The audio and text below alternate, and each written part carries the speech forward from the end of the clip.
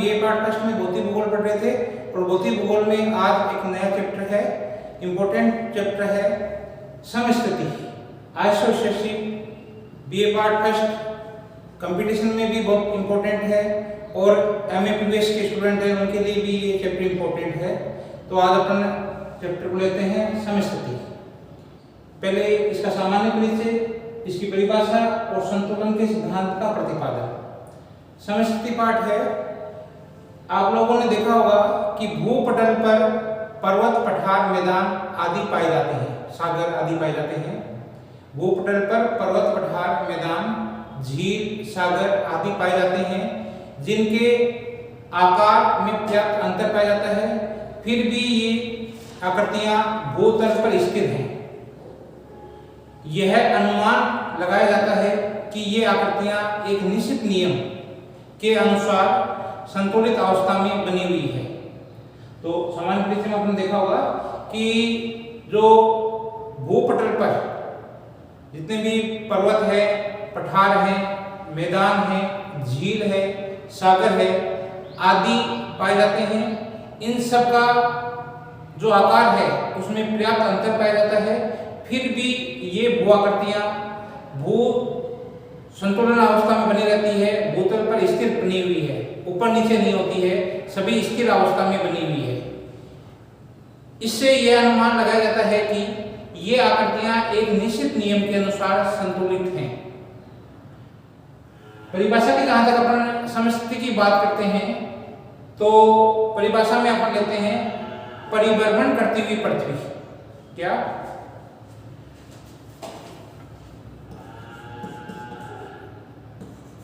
परिभ्रमण करती हुई पृथ्वी के ऊपर स्थित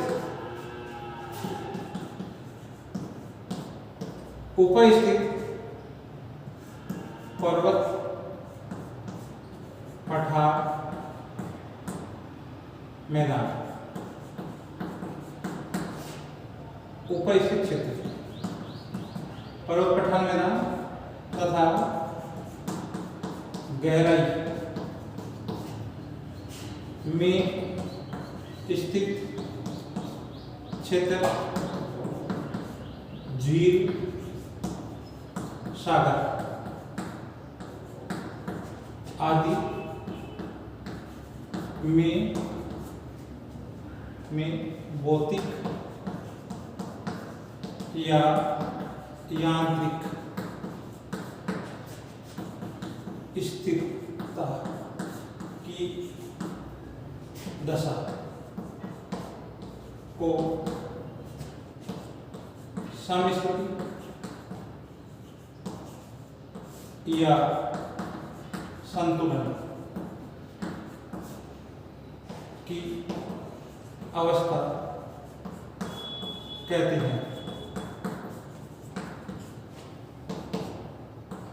यदि समस्थिति की परिभाषा देखें अपन तो परिभ्रमण करती हुई पृथ्वी पर स्थित क्षेत्र जैसे पर्वत, पठार, मैदान तथा गहराई में स्थित क्षेत्र जैसे झील है, समुद्र है आदि में भौतिक या यांत्रिक स्थिरता की दशा को संतुलन की दशा कहते हैं।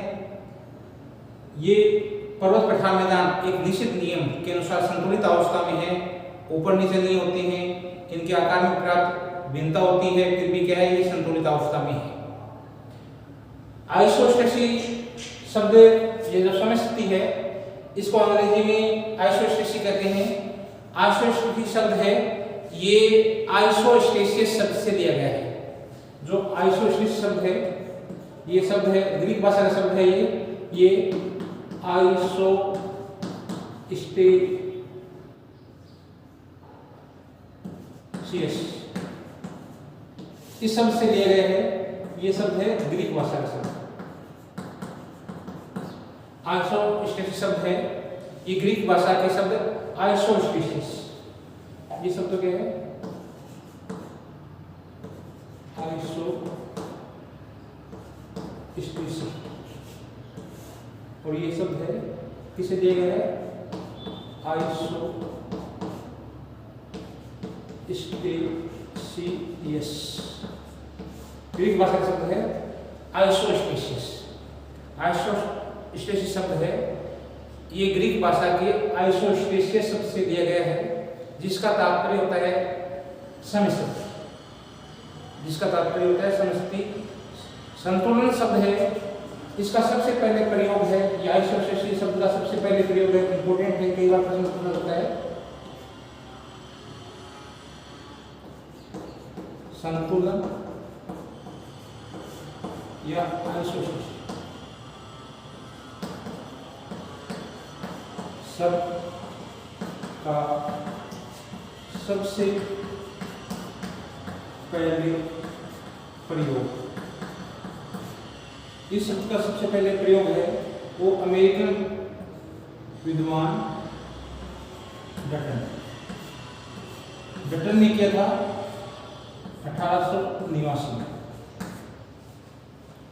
तो आइसोस्टेसिस शब्द है, इसका सबसे पहले प्रयोग है अमेरिका के प्रसिद्ध भूगोलवेत्ता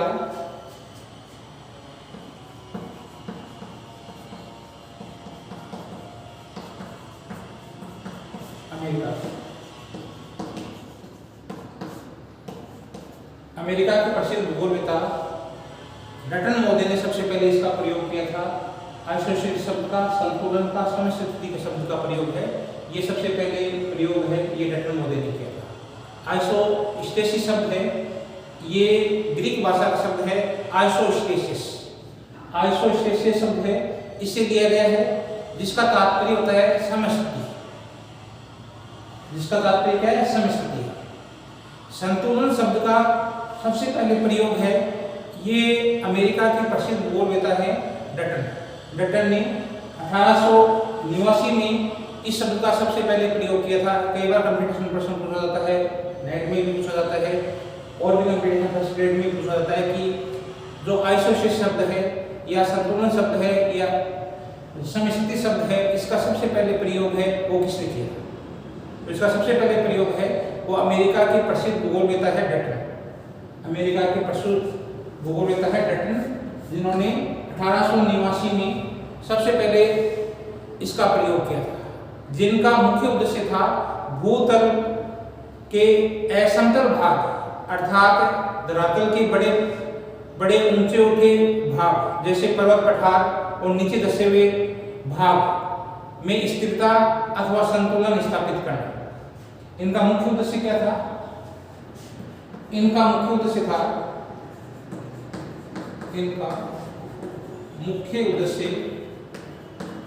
डटन का मुख्य उद्देश्य क्या था कि जो बड़े बड़े ऊंचे उठे हुए भाग हैं, बड़े बड़े पृथ्वी पर बड़े बड़े ऊंचे उठे भाग तथा नीचे धसे भागों में संतुलन स्थापित करना था। ऊंचे उठे भाग में पर्वत पठार, नीचे धसे भाग में आपकी झील है और सागर, इनमें संतुलन स्थापित करना इनका उद्देश्य था। तो डटन महोदय का मुख्य उद्देश्य था भूतल पर जो असमतल भाग हैं अर्थात धरातल के ऊंचे उठे भाग जैसे पर्वत पठार मैदान तथा नीचे धसे हुए भाग में स्थिरता या संतुलन, बैलेंस, स्थिरता, संतुलन या स्थिरता,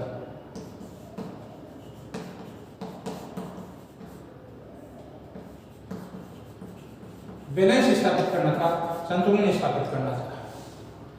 डटन का यह मत था कि पृथ्वी पर ऊंचे उठे जो पर्वत पठार मैदान है तथा समुद्र तली के नीचे स्थित पदार्थों का भार है, ये बराबर होता है।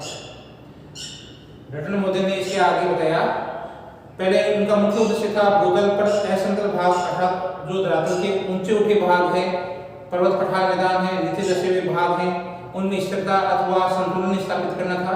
डटन का यह मत था कि पृथ्वी के ऊंचे ऊंचे पर्वत पठार मैदान और समुद्र तली के नीचे स्थित पदार्थ का भार ये बराबर होता है ऊंचे उठे भाग पर्वत पठार मैदान तथा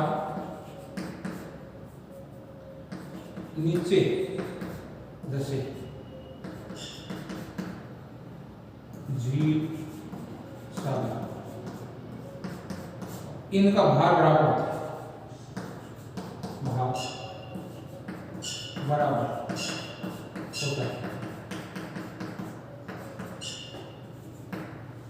तो पर्वत पठार मैदान है और समुद्र तली है के नीचे स्थित पदार्थ है, इनका भार बराबर होता है। ऊंचे उठे भाग होते हैं वो कम घनत्व वाले होते हैं तथा नीचे धसे हुए भाग है उनका घनत्व अधिक होता है। ऊंचे उठे भागों का घनत्व कम होता है तथा नीचे धसे भागों का घनत्व अधिक होता है। तभी तो एक तल के सारे ये सभी भाग हैं, इनका भार और दबाव क्या होता है, बराबर होता है। ऊंचे ऊंचे भाग है उनका घनत्व कम होता है और नीचे धसे हुए भाग हैं जैसे आपके सागर तल है, इनका जो भार है, इनका जो घनत्व है ये अधिक होता है। तभी एक रेखा के सहारे ये सब बराबर होते हैं। एक रेखा के सहारे बराबर होती है, तभी इनका भार है वो एक रेखा के सहारे सबका बराबर होता है। इस तल के सहारे सभी का भार है ये बराबर होता है। इस आधार तल को समदबाव तल कहते हैं। इस आधार तल को क्या कहते हैं, जहां पर इनका भार सबका बराबर होता है, समदबाव तल, समतोतल या क्षतिपूर्ति तल, इसके कई सारे नाम हैं। इस तल के सहारे सभी का भार होता है, इस तल के ऊपर सभी का भार होता है, वो आपके इस बराबर होता है। इस तल को कहा जाता है समतोतल, समदबाव तल या क्षतिपूर्ति तल। इस आधार तल को समदबाव तल, समतोतल या क्षतिपूर्ति तल कहा जाता है। इस तल के सारे सभी भागों का भार होता है या दबाव होता है या बराबर होता है, सभी भागों का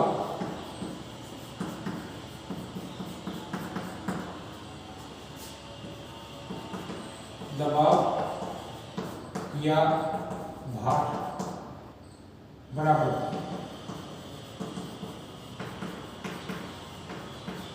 इस क्षतिपूर्ति तल के सारे सभी का भार और दबाव होता है ये बराबर होता है।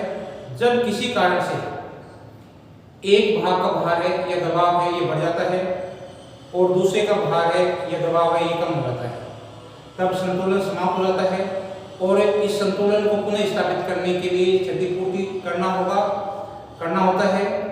जब जो नदी द्वारा जो पर्वतीय भाग है इसका अपरदन कर दिया जाता है, तो अपरदन के कारण से ये देखो यहाँ पर पर्वत है, नदी इसका क्या करेगी, अपरदन करेगी, अनासाधन करेगी, इसको काटेगी और उसको परिवहन द्वारा ये बहाकर मैदानों से होते हुए ये सागर भाग है, सागर में जमा कर देती है। तो जो सागरीय भाग है इसका भार है ये बढ़ जाता है और पर्वतीय भागों का भार ये कम होता है। इसी स्थिति में जो पहले संतुलन था वो संतुलन अब डेल्टाई भाग है, यहाँ पर भार अधिक हो गया और जो पर्वतीय भाग है यहाँ पर भार कम हो गया। ऐसी स्थिति में जो संतुलन की अवस्था थी वो संतुलन की अवस्था बिगड़ जाती है। अब क्या होगा, तो संतुलन स्थापित करने के लिए जो सागरीय भाग है इसका जो भाग है उसमें अवतरण की क्रिया होती रहती है और यहाँ से परिवहन द्वारा जो मलबा होता है वो सागर से पर्वतीय भाग है उसकी ओर जाता रहता है, गमन करता रहता है। ये पर्वतीय भाग पुनः ऊपर की तरफ उठते रहते हैं इस प्रकार से संतुलन बना रहता है। तो जब इस रेखा के सहारे सबका भार क्या होता है, बराबर होता है। जब भी इस दबाव तल या संतुलन वाली रेखा है, इसके सारे जो तल है इस पर सभी का भार होता है, दबाव होता है, ये बराबर होता है। जब किसी कारण से एक भार का दबाव होता है या भार होता है, ये बढ़ जाता है, दूसरे का कम हो जाता है, तब संतुलन समाप्त हो जाता है। इस संतुलन को पुनः स्थापित करने के लिए क्षतिपूर्ति करना होता है। जब नदी द्वारा सागर अथवा डेल्टाई भाग पर निक्षेप होने लगता है, जब यहाँ पर्वतीय भाग है इसका अपरदन होगा नदी द्वारा, और यहाँ से कटाव होते हुए परिवहन द्वारा मैदानों से होते हुए सागरवर्ती भाग है, डेल्टाई भाग है, इसमें ये जो निक्षेप है ये ज्यादा रहता है। तब डेल्टाई भाग का भार बढ़ने लगता है और पर्वतों का भार होता है, यहाँ पर भार बढ़ने लगेगा, और पर्वतीय भाग है यहाँ जो भार है ये कम होने लगेगा। इस संतुलन को पुनः स्थापित करने के लिए जो डेल्टाई भाग है वो उसका जो मलबा है ये पहाड़ी भागों की ओर, इस पहाड़ी भागों की ओर निरंतर जाता रहता है।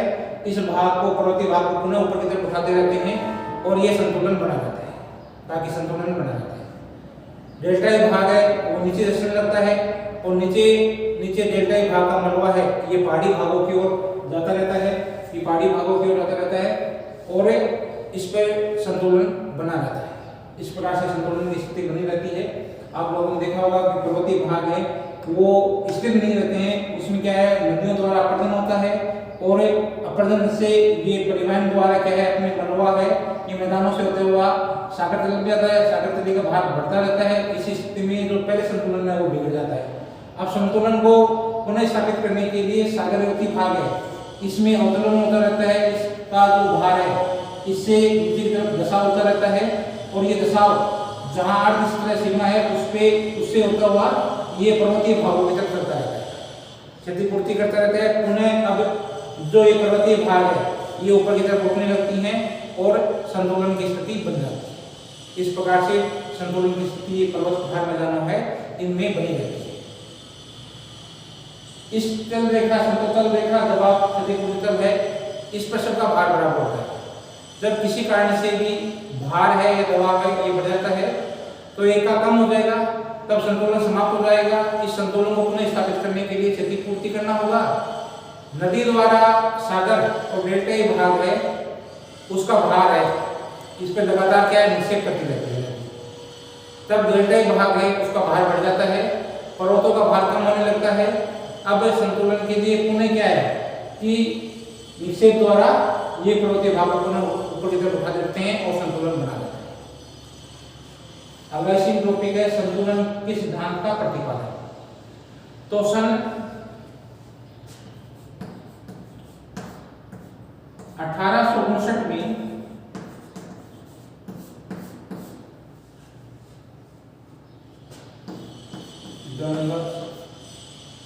सिंधु मेगा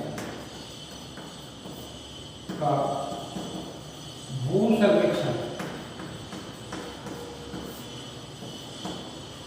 सन 1859 में सिंधु गंगा के मैदान के अक्षांशों का निर्धारण करने के लिए अक्षांशों का निर्धारण करने के लिए अक्षांशों का निर्धारण करने के लिए हेतु भू सर्वेक्षण भारत के सर्वेयर जनरल जॉर्ज एवरेस्ट के निर्देशन में हो रहा था। सन 1859 में सिंधु गंगा के मैदान के अक्षांशों के निर्धारण हेतु भू सर्वेक्षण भारत के surveyor general sir George Everest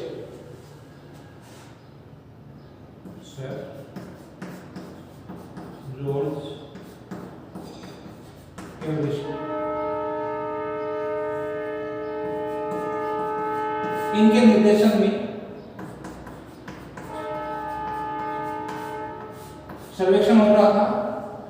अक्षांश देशांतर रेखाओं का निर्धारण करना था, अक्षांशों का निर्धारण करना था। तो सन 1859 में सिंधु गंगा के मैदान में अक्षांशों का निर्धारण भारत के surveyor general sir George Everest के निर्देशन में हो रहा था। तब कल्याणपुर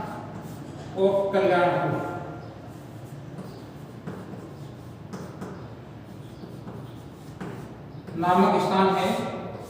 इस स्थान का जो निर्धारण अक्षांशीय निर्धारण है, दो स्थानों का अक्षांशीय निर्धारण में जो त्रिभुज विधि है और खगोलीय विधि है, उन दोनों में जो माप किया गया, माप में अंतर है। ये 5.236 सेकंड का अंतर है।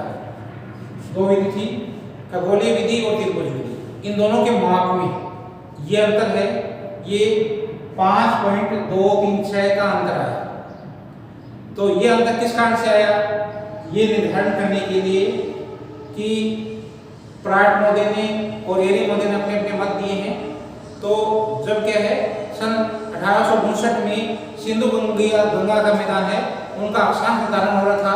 तो ये सर जॉर्ज एवरेस्ट के निर्देशन में हो रहा था। तो उस समय कल्याण और कल्याणपुर दो स्थान है।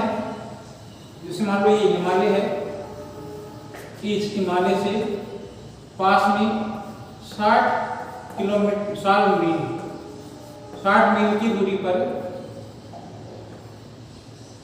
कल्याण और कल्याण, ये दो स्थान है। जो कल्याण और कल्याणपुर है, ये स्थान हिमालय, ये क्या है, हिमालय इससे 60 मील की दूरी पर है। तो उन्होंने सर्वेक्षण किया। ये सर्वेक्षण में उन्होंने त्रिभुज विधि त्रिभुजीकरण विधि के परिणाम, और एक है आपके खगोलीय विधि के परिणाम। उन्होंने अक्षांश निर्धारित किया। तो ये अक्षांश था आपका 5 degree 23 minute 5 degree 23 minute 42 294 second 42.294 second. ये तो त्रिभुजीकरण विधि द्वारा जो परिणाम ज्ञात किया, तो उसे अक्षांश आए 5 डिग्री 30 मिनट 42.294 सेकेंड। और खगोलीय विधि से जब उन्होंने सर्वेक्षण किया, तो ये 5 डिग्री 23 मिनट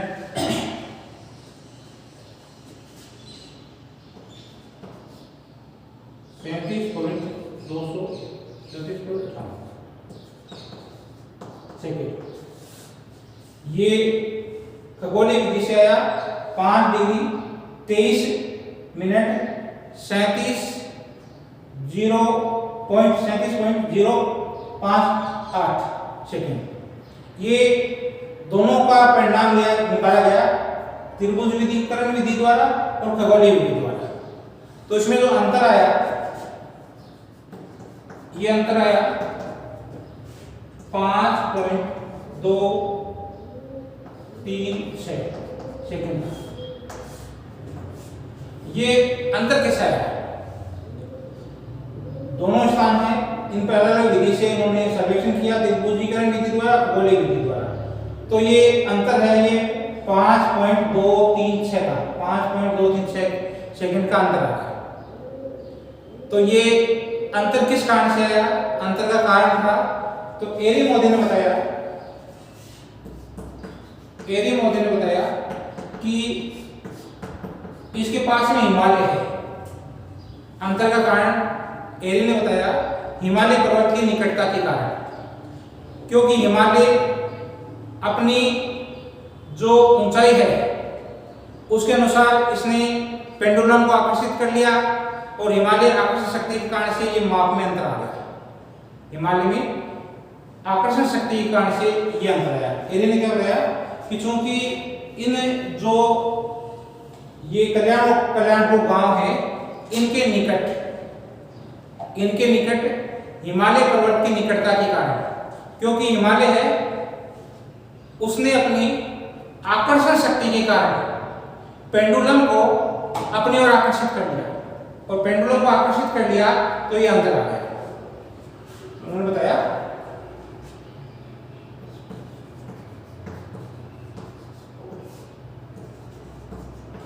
हिमालय के कारण ये अंतर आया, और हिमालय ने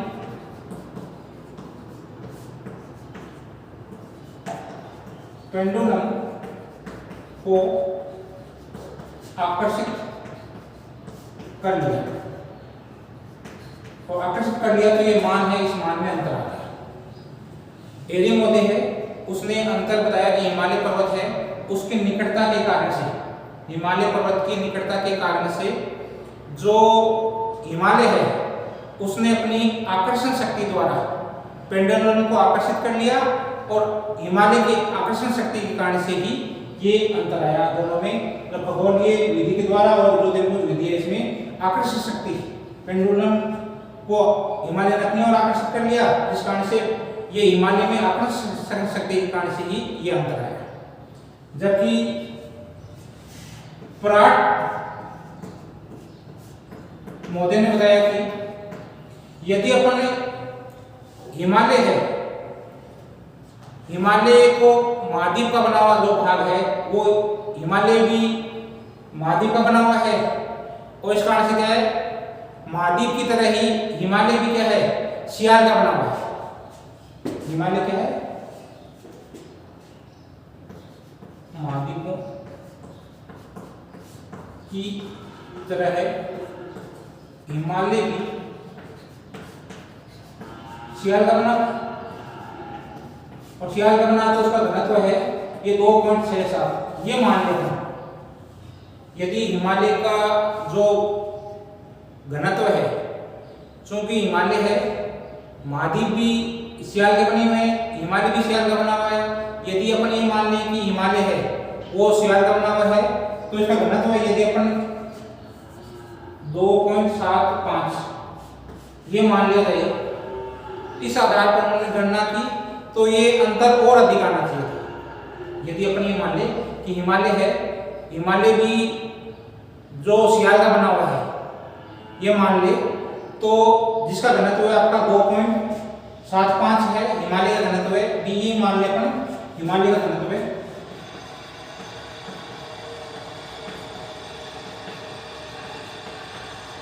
2.75 मान लें।